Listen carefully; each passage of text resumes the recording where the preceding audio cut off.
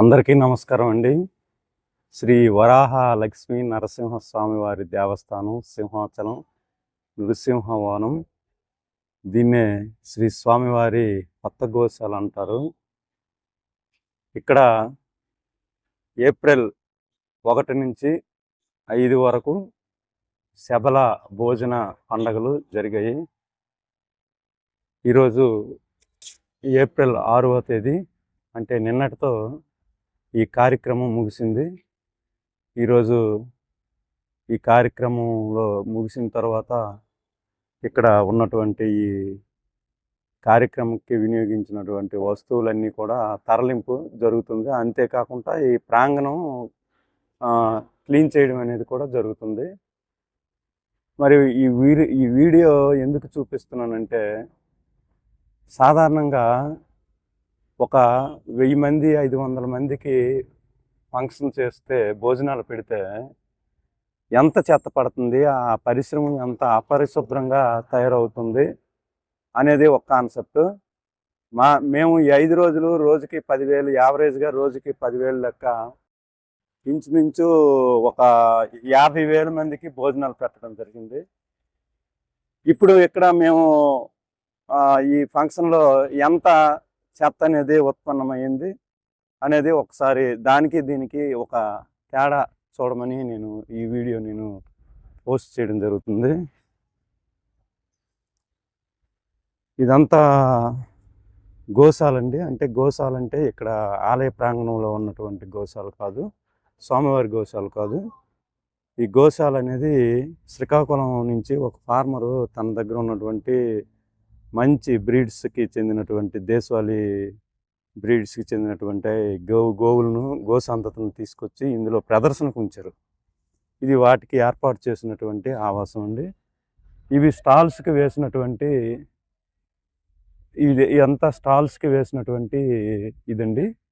ఈ స్టాల్స్లో ఒక కండిషన్ అండి ఏంటంటే, మ్యాక్సిమం అవకాశం ఉన్నంత వరకు ప్లాస్టిక్ వినియోగాన్ని తగ్గించాలి. దీనికి గాను తొందరగా భూమిలో కలిసిపోయే బయోడిగ్రేడబుల్ ప్లాస్టిక్ని వాడాలి అని దీనికి పెట్టినటువంటి కండిషన్. ఈ కండిషన్ ఇంచుమించు ఒక 70% వరకు సాటిస్ఫై అయింది. ఇదంతా కూడా చూసారా, ఇవన్నీ కూడా స్టాల్స్ అండి. చాలామంది ఇంచుమించు 90% బయోడిగ్రేడబుల్ వస్తువులను మాత్రమే ఉపయోగించడం జరిగింది. ఇదిగోండి, ఈ ప్రోగ్రాంకి వాడినటువంటి ఫర్నిచర్ని తరలించడం జరుగుతుంది. ఈ మ్యాట్స్, ఇది వేదిక అండి. ఈ వేదికను పూర్తిగా ప్లాస్టిక్ రహితంగా చేయడం జరిగింది. వరి కుచ్చులు, బంతి పువ్వులు, మామిడి తోరణాలు, వీటితో స్టేజ్ కూడా ఎటువంటి అంగు ఆర్భాటం లేనటువంటి డెకరేషన్తో అలంకరణతో స్టేజ్ని చేయడం జరిగింది.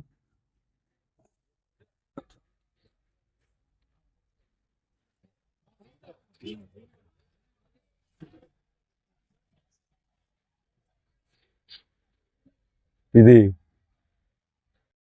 వెదురు తడకలతోనూ తాటి చాపలతోనూ చేసినటువంటి స్టేజ్. ఇది ఎద్దుగానుగండి, షిఫ్ట్ చేయటం జరుగుతుంది ఎద్దుగానుగని.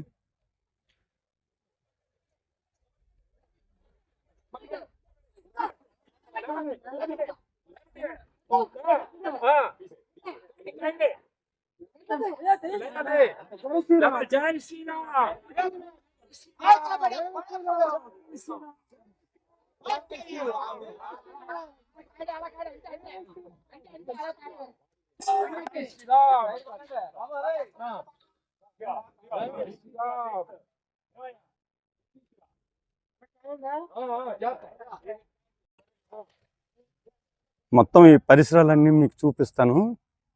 చూడండి ఎంత తక్కువ ఇది జరిగిందనేది. ఎక్కడ ఉంటే వేస్ట్ ఎక్కడైనా పడితే అది బయోడిగ్రేడబుల్ వేస్టే కానీ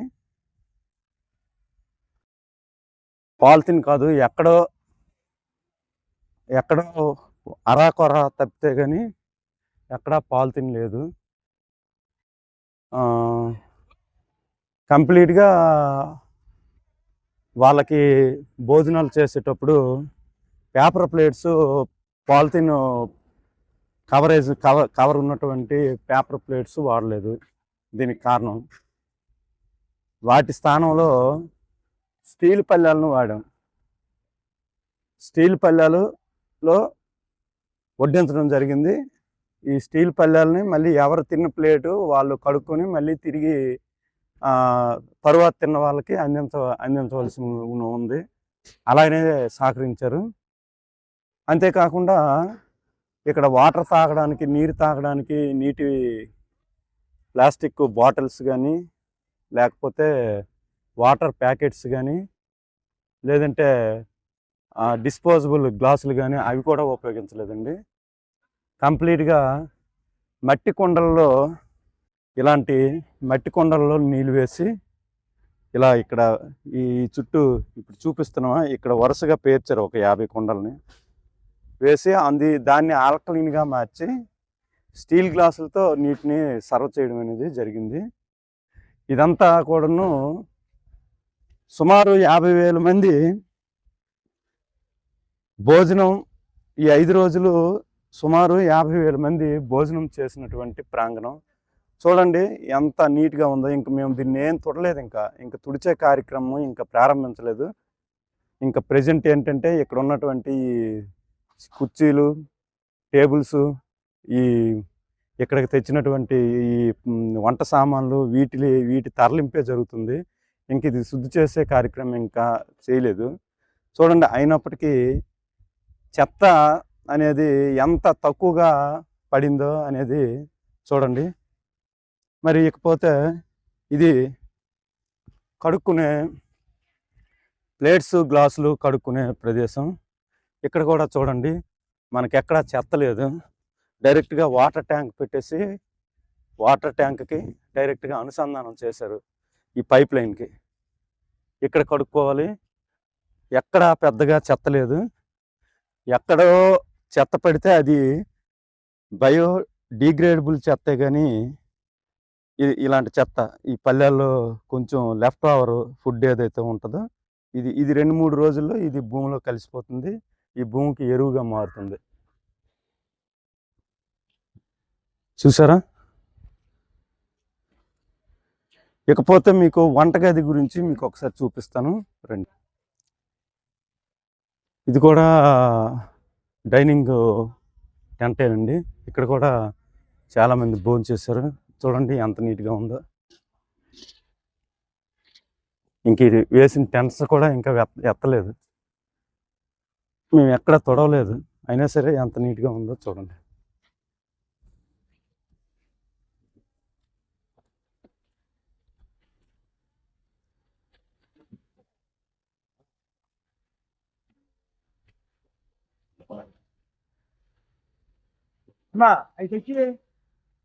ఇదంతా వంటగది అండి. మేము వంట చేసినటువంటి వంటగది చూడండి ఎంత నీట్గా ఉందో.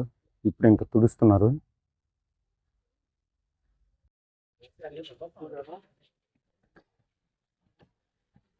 ఇవి చూడండి, ఇవన్నీ కూడా స్టీల్ పల్లెలు. సుమారు ఒక 4,000 వరకు స్టీల్ పల్లెలను ఈ కార్యక్రమానికి ఉపయోగించడం జరిగింది. చాలామంది స్టీల్ పల్లెలను మనకి 4-5 రోజులు ఉచితంగా ఇవ్వడం జరిగింది వాడుకోవటానికి. ఇవి ఇత్తడి పాత్రలు.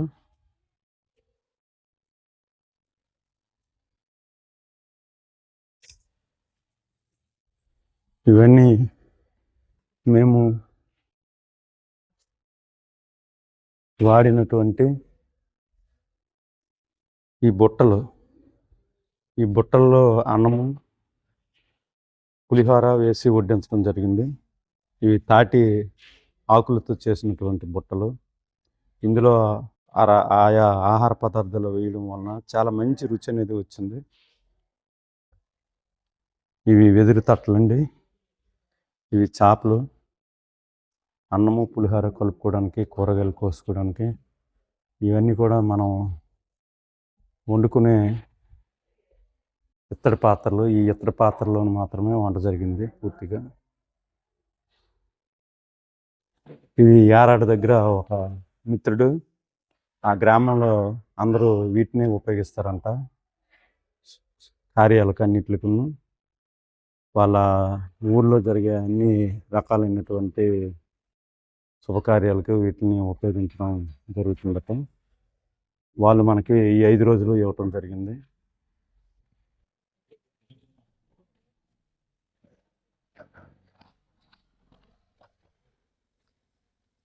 చూడండి ఎంత నీట్గా ఉందో, ఇంకా క్లీన్ చేయలేదు. ఇంకా